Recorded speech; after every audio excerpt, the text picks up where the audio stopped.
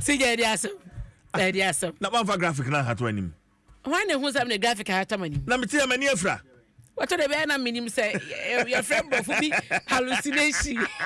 Say ya no be atia so. Hallucination. Unim hallucination. Eden. Unim. Spelling na me hwe. And I don't remember dictation school. Spell it. Hallucination. Eden. And I was having oh my goodness. Anyway, I'm here. When you see high school, I'm going. A whole and cocoa senior high. Oh, the papers. No, me and some pem once. I am going for some. You have a pen. I be your father. You have a pen. Sorry. Oh my goodness. Everybody. CJ. No pay the wabon komo. Wedding komo. Yet in some more. I'm gonna what I say Obanoa. Dadanoa. Dadanoa. Obanoa. No, I just Dadanoa. Obanoa. Dadanoa. Dadanoa. Hey, I'm gonna West constituency. Yeah. Cynthia Mamle Morrison. Adom. Hey. Bakupe. Mamle. Adom. Oh, akasa yaudi oho. CJ yaudi oho. Mina support. Yaudi oho. Party no mo adwumaye. Eh hwe wale die ba ye. Yenra. Unse secretary kan say nra na no. Omo be yi de okọ. And the information nya no pa no se na ase kra kan ni say the TN vice president ankasa otu franka and the places akọ no a e de asumdua ba no. So at say CJ nteto da bia penyifo de kan bia wo mfo ne yom nto mo fa mo hu hihye mu bi me gidi pa what you say senior vice honorable Cynthia Morrison like say vice president and the boyfriend and na paya vice president fa fun ni ade a efre if only say onye dada dia e bia na wa dada na bua na bia wamua no but me ngin di say vice president part me say honorable Morrison and the vice president and so number bi no obo nto na odu ba bi na onipa ne penasem obe encourage obe ton na manipa no more na wado no but baby abekwa utim say had the typical pa de e was so no yiri hu sin chen so ahu no kan de but it is well your party asem mo chen to mo yema yi wa uhunu abla poku ahwene ache no waba waba Facebook yeah ensroma wash abna ye kata re siye menya kata no ate na me kwa wo se be beka che o se ahomachi me boso ma wo graphic anim se a lawyer for na ye kase legal aid sa sema to obi won ma won ka bi nhemu na obi adi ne bonne na wo hia lawyer ne no wajam sika ni fie e na odi akwakofa lawyer na sije making kind story no wo da bokrata daily graphic ne fetu sudu miensa no me ho adwiri me pa se ho on mind to so mind Ghana de bia sha lawyer for na nyoma wie school and the list of nyina esquire mama via uso aboaje ba bia wo bia me tell congratulations kese pa so at say CJ na the whole Ghana nationwide no a lawyer for wa e sha ban so mo no ye legal aid 34 the whole Ghana 34 lawyers and as I said, no one more age no more ama aban in case obi nya asem no woni lawyer ni omo ekwakoka no na wo mo chese ye specialist makoma kudum yenu na ewo mo ne criminal cases CJ na omo no yesi Greater Accra Ashanti Western and Western North regions odom no amantam ni board ma bedru wakrampo na omani ni legal aid e was amantam ni mu na yeso kwatere northern regions odom CJ Ukwa northern regions na say ya kan nyina abo manka kan northern region no wo mo cha say lawyers mienu ene wo sa northern regions ni nyina o na mienu ne krampo no enche bia ba ko be retirement aika ba ko sa ko retirement o enti na say the whole Ghana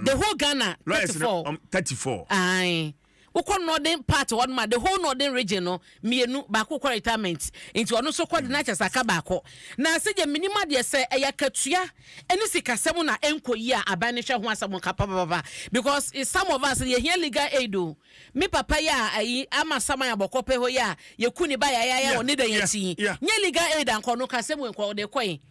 nko de kwen ko ogye de ko fa lawyer so ahunti aban hwe wo se na nkran private lawyers na do so pa obi anya na adwe se adwuma no because akosku aboka o to so odidi taban hwe na oma ayi incentives ni allowances o de mom no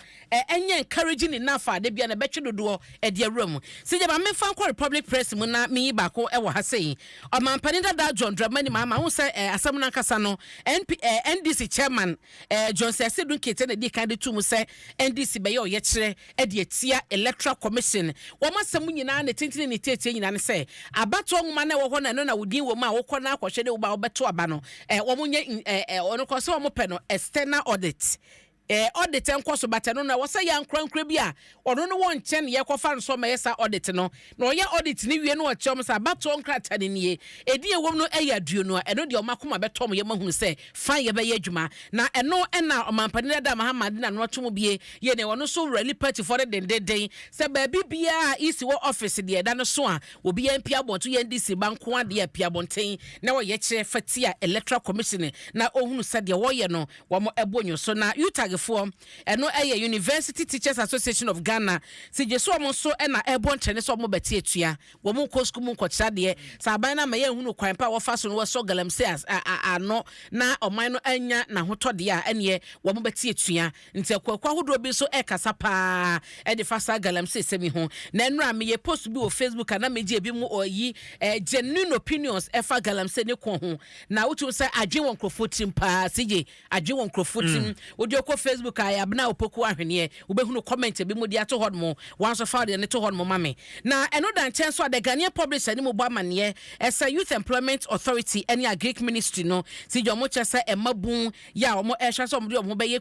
koku adwuma mu no na omo emo mahoden any akande yo mo de be ebi mo enya Wellington boot no mo ne ade so ahum akande bi a ebeboa ama adwuma na omo eye no awie peye pepepe no enti ro hwema enkrantemo ene de keka ho na mpanyefo acheche edi ama se ebe no mo de be hyase na kuadwuma de eye wo mu susu nyina ne se wo mo be ma eye emabun ani agi kuadwuma ho na yedidie mu ne ye nyoma ye nyine mu no kuadwuma adi yanim na akoye se fie de na ya ye na no na yedie na nye se da ne ye krafro bi man so ede ba nti no ho asem wo de Ghanaian publisher na oba de custodian mu asije ni feto so miensa omampani dada mahama na ebo MPP ayi omampani akufo ado achi no se wo kai drip District Road Improvement Program no any enfidio mampani akufo de buy mampani dada mahama kire say access ansusuye no ne machines na omo de buy no MPP o mampani akufo ne mpanyifo o ma se da anwe hu ankwa kire bebre sa na kire say ten so omo de be political points no omo de buy na se obeka say omo ka se bi won ma se machines no ekomasi bi mu a obehu na MPP posters Dr. Bamia ne poster tetare ho ne ade ma according to the book tayin so man pade dada mahama ye say baabi o mo de ba bedo yo mani nyina de a obi poster bo ho no ya o mo enwawai na eno na de menti be ho ase ne ade ade bia sorry emu kire mu no na panyin chese na ka o say o mo nya botre kwan kro mo fa so kra transport sa cars no e de akọ mansi ahodo mo nyina no na o say mo take no into consideration ehunu sa dwuma na wo mo eye no eye de ho betwa na dodo na anya so emfaso eno na okopie mo e wo bono Regional House of Chiefs na woni panyifo edi nkobo ne ntobo de kɔ hɔ no wode sa ensemu ekoto dwa na mampanya be de akire Alhaji Dr. Mahmoud Baumia na HSA or the new funding model na eba ya eno no ebeboa yie pa eba no suku adan eba na kwan eba na yaresabea infrastructure bibia ebeboa ma mafo ho han wo mo no eno so no wo mo de ho hyehye beba wode be ye dwuma dendenden na Ghana fo nyina enyemo emfaso na abranti a wono no etimenya kokodro kogina kofa phone si nanim sije koye video ese ono threaten Ewura Henry Kote yoye interior minister ese wo sia na obebbo ni to won yem akumu no asema no wodin we eye threat on the life na wono uchemo se oye NDC Revolution Commander NDC Revolution Commander ye fe no kanawu ono na chese wogina video so ye sale se police for so Revolution Commander. Why no man is hard breno. They say you don't need so many people. Position be my Revolution Commander. CJ. And he says today he see anti free party was on man so munim. And I say anti free party was say omunim Revolution Commander omu Revolution ekuo bi a obi ya commander so far de ye anti free party ho. Na eno na ye Ghana police service omu di sika 50,000 Ghana cedis ato abrante so. And they said ya Ghana ni emu uni baby o sha mo de mo send me WhatsApp why ade uni me number WhatsApp pampa choko Facebook na send me messenger na me hwe no CJ 50,000 kanisika 500 million 500 million and then it is so he na ni modu na bodwefo he no ankoyi na bodwe se na yehu na wa wo pe no ehu no on da no they say ya hwe no ni na to ho no kanawu say friend commander kanawu hyehyɛ no anapɛ Karobe yes our story what trends na make say we praise fast when musisi ya ubenya party fo a ombekodi na sisi enya no sisi a si enya no be hye ko jan yenta also threat will be live ebia wo small corner na wo hye no say bibi ti say Henry Kote fa fake yinkrofo na de omo eco police mu de omo ko soja mu ni ade into threat say wonya na obehia na obebo ni tuoko no ye yen hwe ye kasa yie maye mama nyo se mu ni ye ni mu rura ye tirim na yen kasa mfiri afu Aya Facebook ka na picture ba beto so a nsagu na chi a waye bom ne mom na budget sense do di twa video no ma no hwe no wanko yesa bia na ye hu na ye ntumi identify no amfa na nko giska no enti se no post for hwehwe no wadare ma na da Facebook no brasisi a Adom 106.3 police for hwehwe no bo na ye nche no me de ade a mempa ye threat untumi threat obi live sa what ya se enya hye ye pa wa kana wi wo abusu obi threaten wa anya wo yere de nya wo made so what you say nti ya hwe ye na seje won say egalamse hu ansem ya yekan ene se de obi a de na dwenkyere eba post am de to Facebook no enkrofo suit to kill we koto ma mumbo muto enkumbo na eno na seje yewra Dr. Matthew Poku Prempe yo ye Frankatonia be de akire de ma MPP amanyoko no se enya de MPP aban mu mpanyifo bi beka se okoto galamse ni bi wo baabi a bonitu kuno wo so mom ye galamse fo nyom nyina ye ganafo ne mom no ekwan pa ene esese pa eno ne MPP amanyoko na so die se obemo mahunu de akade a wo so wo de ye galamse ye etufo magudie papa ne kwan pa so ene wo so mom manfo no tiase na se shoot to kill ne de eno no enye solution na se je ne ya no ma mo keka shoot to kill ye social media ne ade shoot to kill excavators kekekra mampani agufo ade yesa wo share excavators ede ne yante ho asem adapa e betwa mampani adapa Mr. excavators o mo si nu se be ba ye na nya de keto o afidie na yetimi di sika to ne keke no nya twom donso afidie ye di sika to keke no wo sa no de eso bi mada so mampani ehye na ne yenkobo nipa to nipa no sika to nipa sipa to nipa nkwa